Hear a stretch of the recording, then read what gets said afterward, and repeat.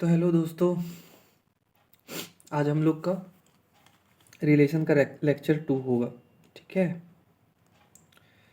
Relation का lecture 2।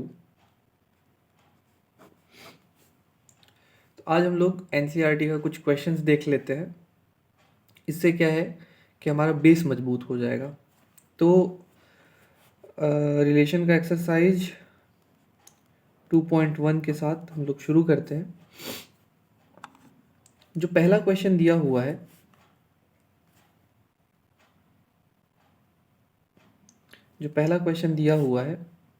If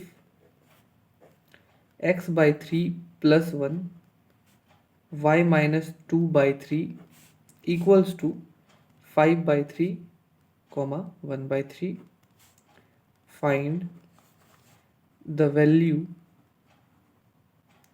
values of x and y। ये है पहला क्वेश्चन। तो इस क्वेश्चन में हमें दिख रहा है कि दो ऑर्डर पेयर को इक्वल दे रखा है ना। ये इसके बराबर है, तो इसका पहला चीज पहली चीज के बराबर होगा, इसका दूसरा चीज इसके दूसरे चीज के बराबर होगा। इससे हमें x और y की वैल्यू मिल जाएगी। तो यहाँ से क्या निकलेगा, मेरा x/3 + 1 = 5/3 and solution, and y-2/3 = 1/3। यहाँ से क्या हो जाएगा, यहाँ से हम लोग x की वैल्यू बहुत आराम से निकाल सकते हैं। क्या हो जाएगा ये, x/3 = 5/3 - 1 एंड y = 1/3 + 2/3। यहाँ से क्या हो जाएगा, x/3 = 5 - 3/3, इसमें डिनोमिनेटर में 3 कैंसिल हो जाएगा, और y क्या हो जाएगा मेरा, 3/3 = 1, और यहाँ पे x की वैल्यू क्या मुझे मिल जाएगी 2, और y की वैल्यू मुझे कितनी मिल जाएगी 1। तो इस टाइप के क्वेश्चंस को हम लोग ऐसे सॉल्व करेंगे। x की वैल्यू मुझे 2 मिल गई, y की मेरे को 1 मिल गई। ठीक है, अब हम लोग अगला क्वेश्चन देखते हैं। तो क्वेश्चन नंबर 2 कह रहा है, if the set A has three elements and set B equals to 3, 4, 5, then find the numbers of elements in A cross B। If the set A has 3 elements and set B has this 3, 4, 5, then find the number of elements in A cross B। अब देखो यहाँ पे क्या है ना, set ए में जो elements है वो दिए नहीं, इसमें नंबर ऑफ एलिमेंट्स बता दिया है, और सेट बी में मुझे एलिमेंट्स दे दिए हैं। पूछा है कि ए क्रॉस बी क्या होगा, sorry not A cross B, find the number of element in A cross B, मतलब मुझे एन ए क्रॉस बी चाहिए। सॉल्यूशन, मुझे एन ए क्रॉस बी चाहिए। एक्चुअली ब्लैक पेन से लिख रहे हैं तो हो सकता है कि आपको थोड़ा सा दिक्कत हो। ये एन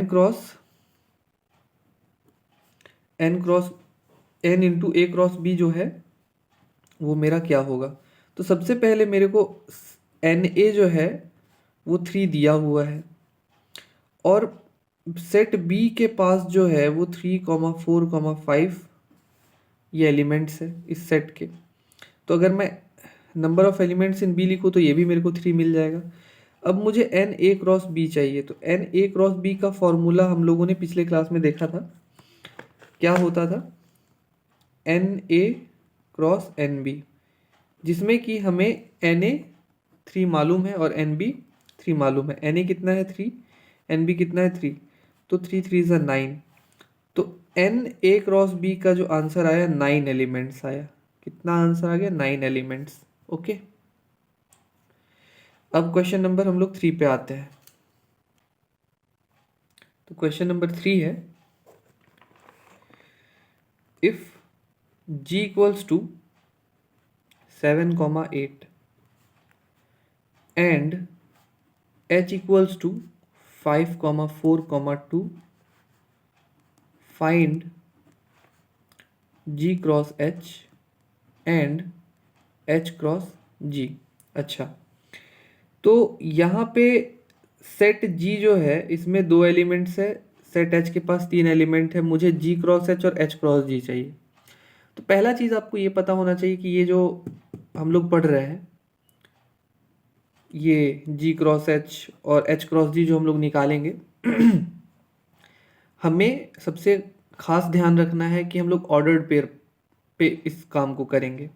ऑर्डर्ड पेयर मतलब अगर मैं g क्रॉस h निकालूंगा तो पहले g के एलिमेंट्स आएंगे, उसके बाद h के एलिमेंट्स आएंगे। अगर h क्रॉस g निकालूंगा तो पहले h के एलिमेंट्स आएंगे, फिर g के एलिमेंट्स आएंगे।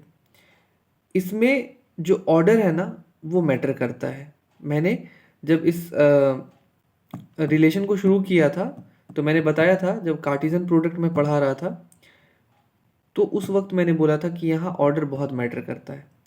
सेट में अगर हम लोग एलिमेंट्स को लिखते थे, अगर मैं सेट में जैसे सेट ए है 2,3 और बी है 3,2, तो हम लोग ए इक्वल्स टू बी कह देते थे, इक्वल सेट। लेकिन अगर मैं ऑर्डर की बात करता हूँ तो फिर ये दोनों बराबर नहीं होंगे, अगर मैं ऑर्डर की बात करूँगा तो ठीक है, लेकिन जब सेट है तो ठीक है, चलेगा। तो ऑर्डर्ड पेयर में क्या होता है कि हमें सेट का ऑर्डर्ड पेयर में हमें एलिमेंट्स को ऑर्डर में रखना होता है। अब जैसे कि मुझे g क्रॉस h चाहिए, तो g क्रॉस h मैं कैसे निकालूंगा? पहले मैं g के एलिमेंट्स को रखूंगा, उसके बाद मैं h के एलिमेंट्स को रखूंगा। जैसे 7 को 5 के साथ, फिर 7 को 4 के साथ, फिर 7 को 2 के साथ। मेरा ये 7 का काम कंप्लीट इनके साथ। अब क्या आएगा? 8, पहले 8 आएगा, फिर h का एलिमेंट 5, 8,4, 8,2। तो ये हम लोग का हो गया g क्रॉस h। हम लोग g से 7 की ओर जा रहे हैं, ठीक है, g से 7 की ओर जा रहे हैं। और अगर हम लोग h क्रॉस g निकालेंगे तो अब h का एलिमेंट्स पहले आएगा और g का बाद में। क्या हो जाएगा? 5,7, 5,8, फिर 4,7, 4,8, 2,7, 2,8। ठीक है, तो ये हमारा g क्रॉस h है और ये मेरा h क्रॉस g है। ठीक है, तो ऐसे करके हम लोग इस क्वेश्चंस को बनाते हैं।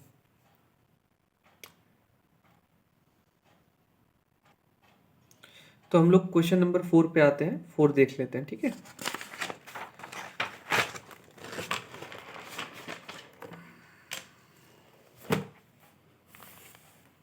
क्वेश्चन नंबर 4 कह रहा है,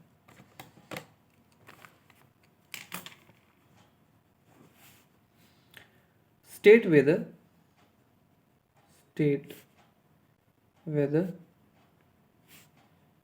each of the following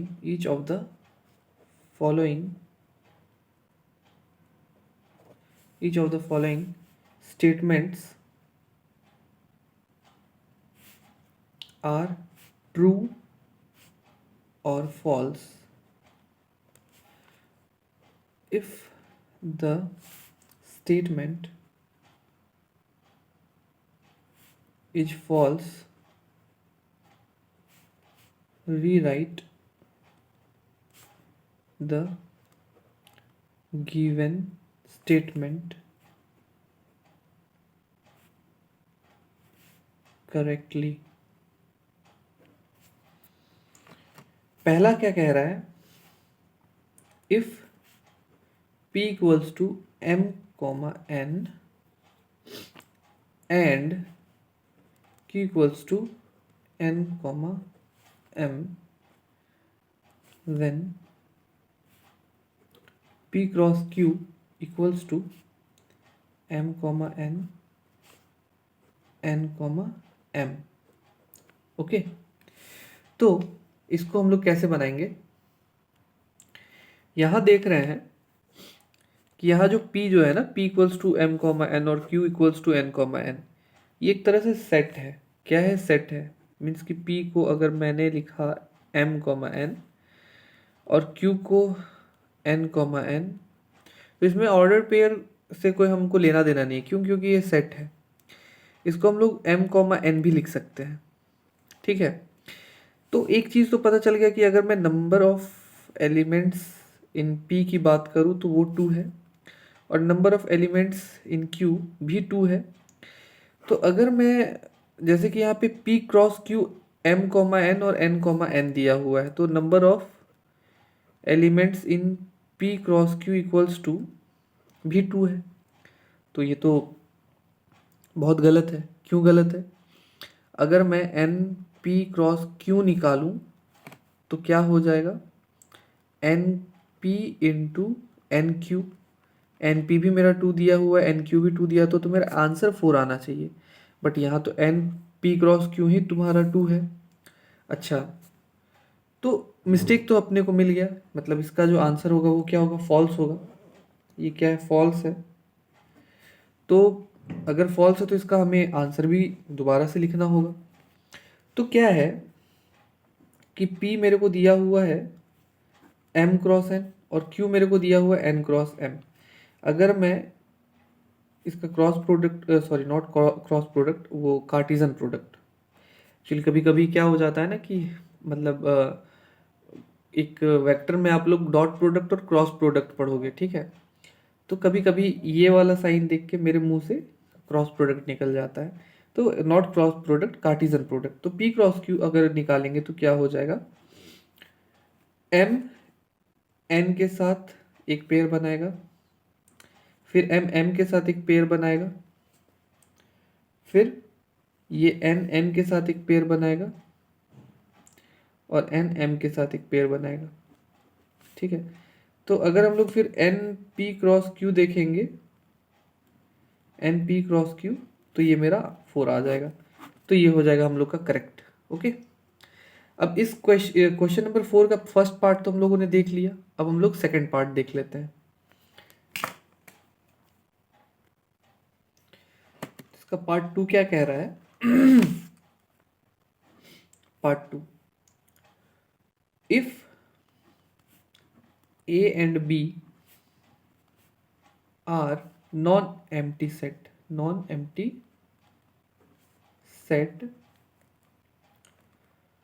then A cross B is a non-empty set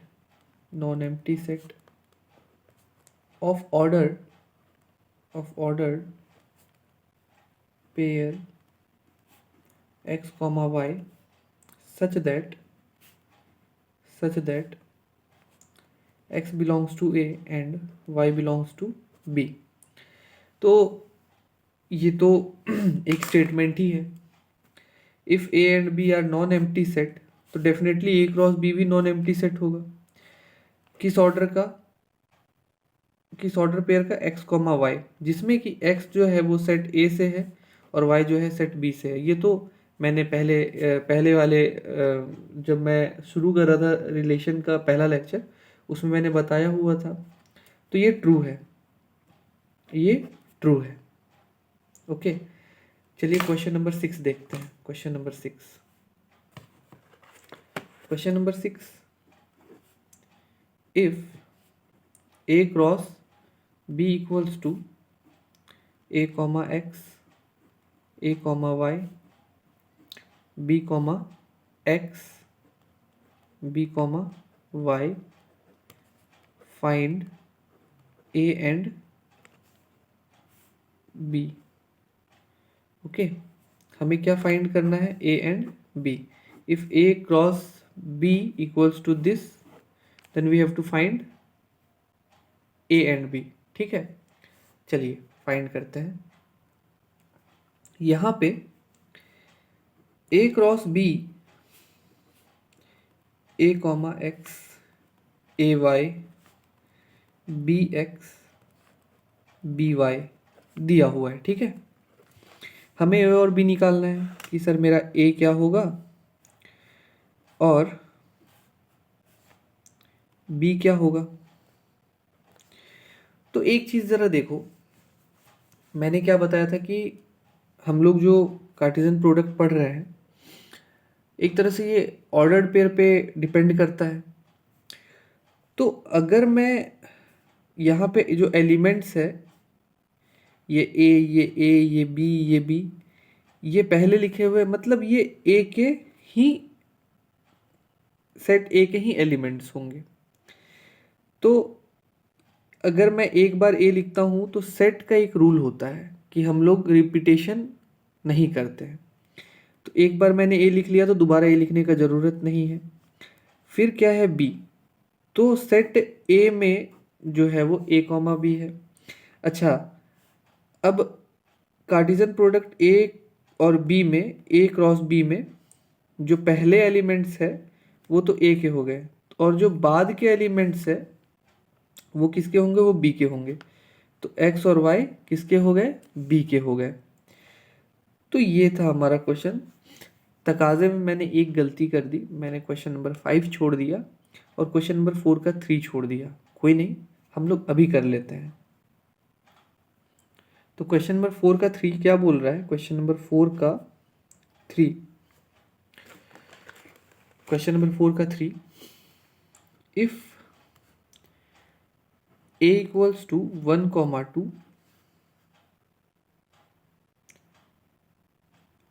b equals to 3, 4, then a cross b intersection phi equals to phi। तो देखो, ये देख के ही पता चल रहा है कि ये ट्रू है।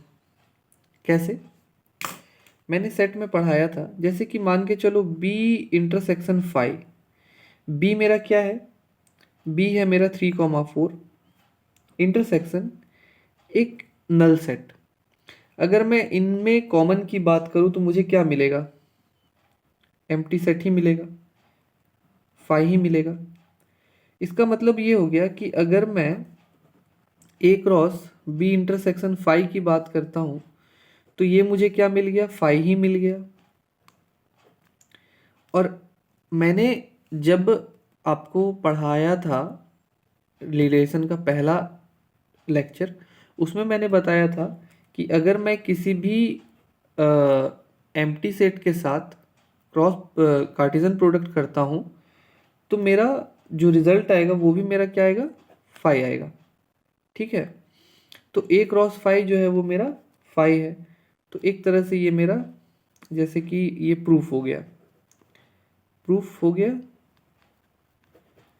तो ये एक तरह से क्या हो गया, ये ट्रू हो गया, है ना। मैं पढ़ाया था आपको, मुझे याद है कि जब मैं पहला लेक्चर ले रहा था तो मैंने यहाँ पे बताया था, इफ ईदर ए और B is empty set then A cross B equals to phi. ठीक है, ये चीज़, यही इसी चीज़ की मैं बात कर रहा था। तो अगर मैं सेट ए मान के चलो वो 1, 2 है ना, और अगर मैं इसका कार्टेशियन प्रोडक्ट निकालता हूं तो क्या निकलेगा, 1, कुछ भी नहीं,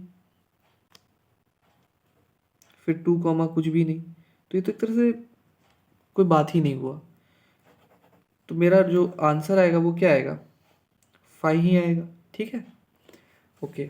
इसके बाद हम लोगों ने एक क्वेश्चन छोड़ दिया, क्वेश्चन नंबर 5, उसको हम लोग कर लेते हैं, क्वेश्चन नंबर 5।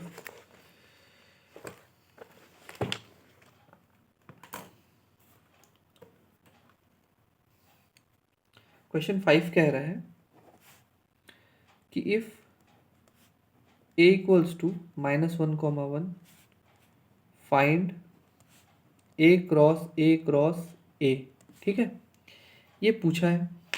अच्छा ठीक है, तो सबसे पहले मुझे क्या निकालना है, सब ए क्रॉस ए, और जो ए जो दिया हुआ है वो दिया हुआ है -1,1, ठीक है, ये भी क्या दिया हुआ है -1,1, ये भी मेरा -1,1 दिया हुआ है। तो मैंने आपको बताया था निकालने का तरीका होता है कि आप क्या करो ना, यहाँ पे -1 और यहाँ पे -1 लिख दो, यहाँ पे -1 और यहाँ पे लिख दो, तो यहाँ से क्या हो जाएगा कि मुझे ऑर्डर्ड पेयर मिलेगा। देखो ए क्रॉस ए निकालने जा रहे हैं हम लोग को, क्या होगा, ये ऑर्डर्ड ट्रिपलेट आएगा, ऑर्डर्ड पेयर नहीं आएगा। तो अभी हम लोग निकालते हैं ऑर्डर्ड पेयर, -1,1, फिर क्या हो जाएगा 1, -1 और 1,1। तो अगर ए क्रॉस ए हम लोग निकालने का कोशिश करेंगे तो क्या आएगा, -1, -1, -1,1, -1, -1 और 1,1, ठीक है। अब मुझे निकालना है ए क्रॉस ए, ठीक है, ये क्या होगा,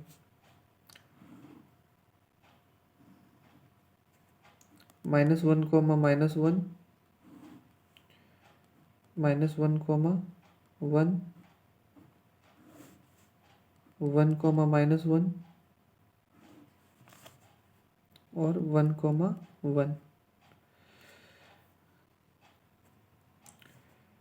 यहाँ पे क्या है मेरा -1,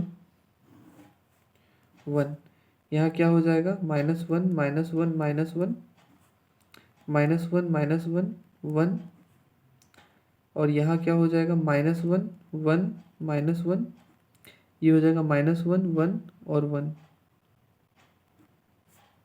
यहाँ हो जाएगा 1, -1, -1, 1, -1, 1, 1, -1 और 1, 1, 1। तो मेरा यहाँ जो ऑर्डर ट्रिपलेट आएगा वो क्या आ जाएगा, -1, -1, -1, -1, -1,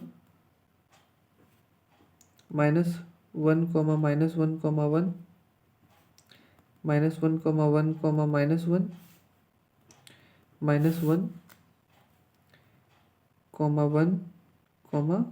-1, 1, 1, 1, -1, -1, 1, -1, 1, 1, -1, और 1, 1, 1, 2, 3, 4, 5, 6, 7, 8, 1, 2, 3, 4, 5, 6, 7, 8।